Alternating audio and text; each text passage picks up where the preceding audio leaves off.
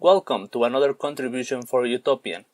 Today we are going to learn how to create a Discord bot that will work as a moderator in a post-publication room of steemit exclusively.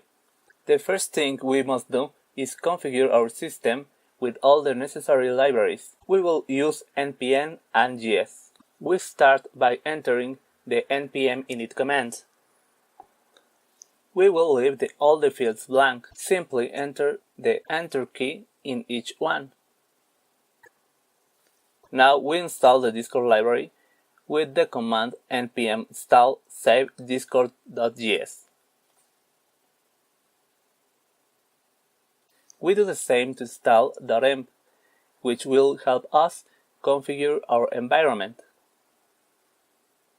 We are going to create the .env file and open it with a text editor. Here we are going to introduce the token of our bot. So first we need to create the app in Discord. Access through discordapp.com/developers and enter the My Apps section.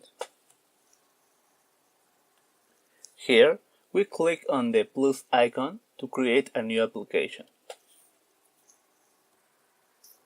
We introduce a name for our application. In my case, I'm going to call it Moderador. We fill in the description and can even add a profile picture. We click on Create App. Our application has already been created. Now we must go to the bot section and click on the Create Bot User option. We confirm. Now we must activate the public bot box and we click to reveal the token. This token is very important because it will allow our application to connect to our Discord servers. We should not share it with anyone. We usually give administrative permission to our bots, so if someone gets our token, they could connect their own application and use those permissions in a negative way. We will add this token as an environment variable in our .env file. That is all. Now let's create the .gitignore file. Here we are going to add .env and node models.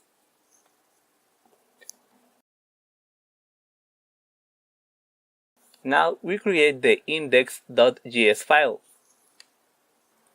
In this file, we are going to put the code of our bot. First, we are going to require the discord.js and .env libraries. We configure our environment through .env. We are going to create our Discord client. Now we are going to use the ready event to send a message to the console that the bot entered in the Discord account. Finally, we will provide the token for access to be authorized. We now have to invite our bot to the Discord room that will moderate. For that, we are going to use the following link. In the URL, we must replace the client ID with the ID of our bot. The client ID of our bot can be found on the same page where we create our bot. Now we choose the server to which we want to invite our bot. As you can see, the bot has already entered the server, although it is not online. To run the bot, let's run the command node index.js. We corrected some errors when writing and executed again. As you see now, our bot is online. First of all, we must give our bot permissions so that it can do moderation work. For this, we go to the configuration of our server and we will create a role for our bot. In my case, I will call Map, the moderation role, and I will assign it the yellow color. The basic permission that we must add to the bot is to be able to manage server messages. We keep the change and close. Now let's assign the mod role to the bot. Well, let's start now the code to moderate. Let's now use the message sending event. First, we will discriminate if the one that sent the message is a bot. For this, we are going to use the property message.author.bot. This property returns true if the author of the message is a bot. Therefore, we must use this property denied. We are also going to limit these actions to the channel we wish to moderate. To see the channel ID, we must have the developer mode activated. We find this in our configuration, in the appearance section, and in the advanced section. Once activated, by clicking with the right button, we can copy the ID of the channel. We will then indicate that the actions to be carried out are only for the indicated room, using the property msg.channelid.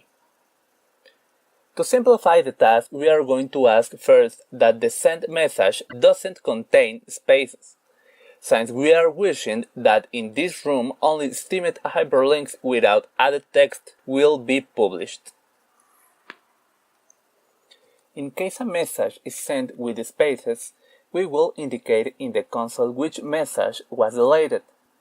We will send a message to the author of the message and finally delete the message. Now we are going to ask that the message include the protocol HTTPS, since this is included in the steemit links. Again, in case you don't include it, we print it on the console. Reply to the author and delete the message. We now execute our code. We have some small mistakes that need to be corrected. We execute again and send a random message. We have entered in an infinite cycle. To stop the execution, we use the key combination Ctrl+C. Oh, I have put OR instead of AND in the conditional. We change it and try again. As you see now, it works correctly. When entering normal text, the message is automatically deleted, and the bot answers us. Let's now try to enter an URL. Let's copy and paste, for example, the link of this publication. As you can see, in this case, the bot doesn't eliminate it. Now we can enter any URL that starts with HTTPS protocol. If we want to specify URLs of steemit.com, we must specify it. Let's try one more time. We write and the bot erases the message. Now if we enter a steemit URL, it doesn't delete the message.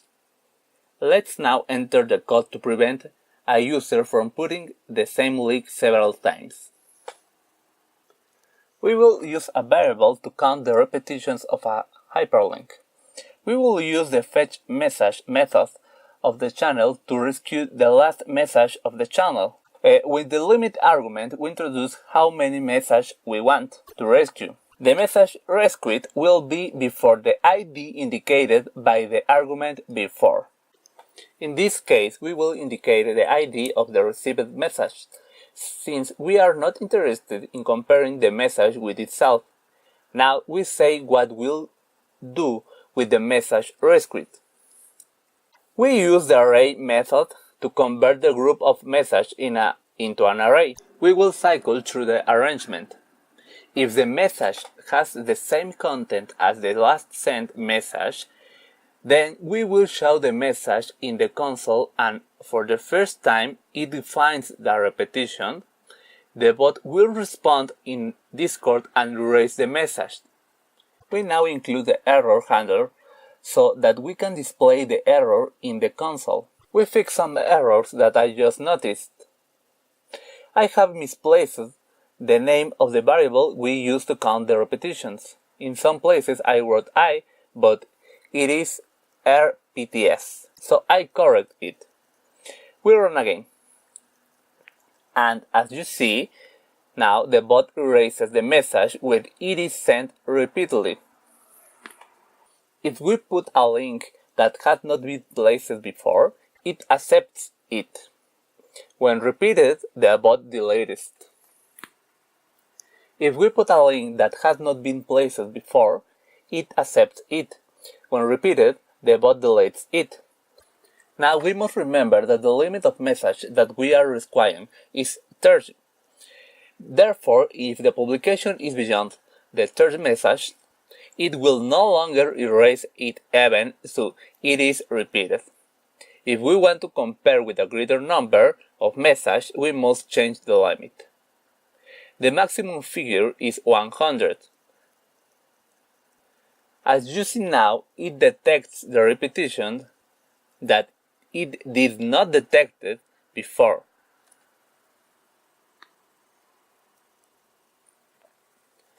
If we want to compare with more than 100 messages, we could iteratively occupy the fetch message method, but using in the before parameter the last post resquit with the previous fetch.